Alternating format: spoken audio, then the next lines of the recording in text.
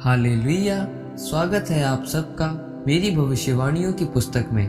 तो आइए हम आज के पवित्र वचन को पढ़ेंगे जो कि परमेश्वर के दास प्रेरित अंकुर यूसुफ नरूला जी द्वारा लिखा गया है। अपने ध्यान को ना हटाएं, जैसा कि दूसरा राजा अध्याय 4 उसकी 31 आयत में लिखा। उनसे पहले पहुंचकर गेहजी ने छड़ी को उस लड़के के मुंह पर रखा, परंतु कोई शब्द ना सुन पड़ा और ना उसमें कोई हरकत हुई। तब वह एलीशा से मिलने को लौट आया और उसको बतला दिया, लड़का नहीं जागा। मेरे प्रियो, परमेश्वर ने आपके जीवन में एक योजना रखी है, ये आपको पता होना चाहिए। अगर आप चाहते हो कि परमेश्वर की वह योजना आपके जीवन में पूरी हो तो अपना ध्यान न हटाएं।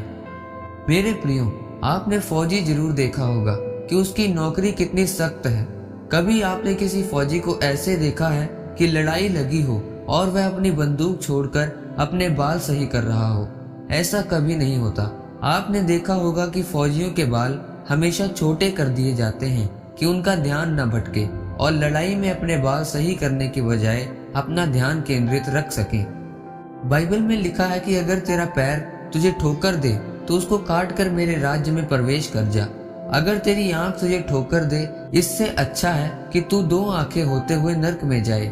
इस वचन का मतलब ये नहीं कि आप लोग अपनी आंख सच में निकाल दें या टांग काट दें। इस वचन का मतलब है कि वह पाप इंसान जो आपको परमेश्वर की उस योजना से हटाता है, वह आपका किसी के साथ गलत रिश्ता हो सकता है, आपका प्रिय दोस्त हो सकता है, आपका ज्यादा टीवी देखना, फोन देखना, फिल्मी गाने सुनना हो सकता है। इसलिए परमेश्वर ने कहा कि अपनी उन कमियों को निकालो, उस इंसान से भी दूर हो जाओ। कहीं ऐसा ना हो कि आप भी उस इंसान के साथ नरक में जाओ।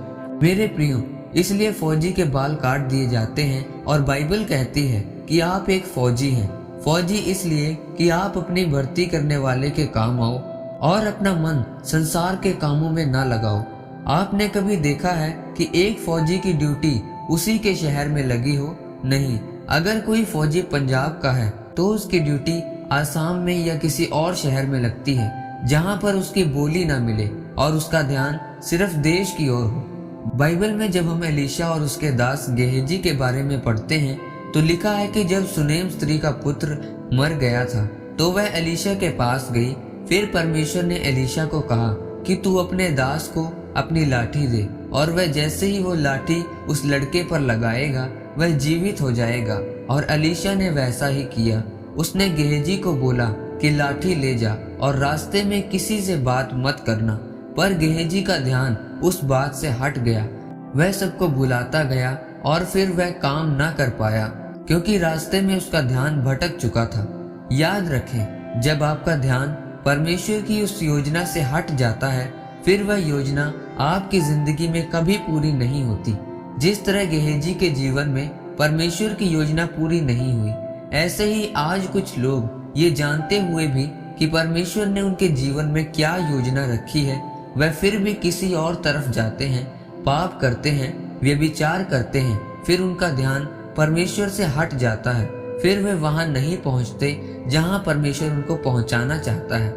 वह अपनी सारी आशीषों को भी गवा लेते हैं। इसलिए मेरे प्रियो, अगर आप चाहते हैं कि परमेश्वर की मर्जी आपके जीवन में पूरी हो तो आप उस पाप, उस इंसान को छोड़ दीजिए जो आपको परमेश्वर और उसकी योजना से दूर करता है। गेहजी की तरह अपना ध्यान न भटकने दें, बल्कि आप अपना ध्यान परमेश्वर की उस योजना को पूरा करने में रखें। इस वचन के द्वारा परमेश्वर आपको आशीषित करे।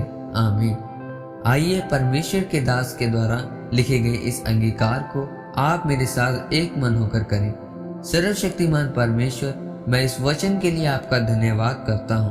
पिता, मैं अंगीकार करता हूँ कि मैं आज से उन चीजों को जो मुझे आपसे दूर करती हैं, मेरे ध्यान को भटकाती हैं, उनसे दूर रहूंगा। आपकी जो भी योजना मेरे जीवन में है उसको पूरा करूंगा, प्रभु यीशु मसीह के नाम में। आमीन। परमेश्वर आप सबको आज के वचन के ऊपर मनन करने के द्वारा आशीषित करे। आमीन।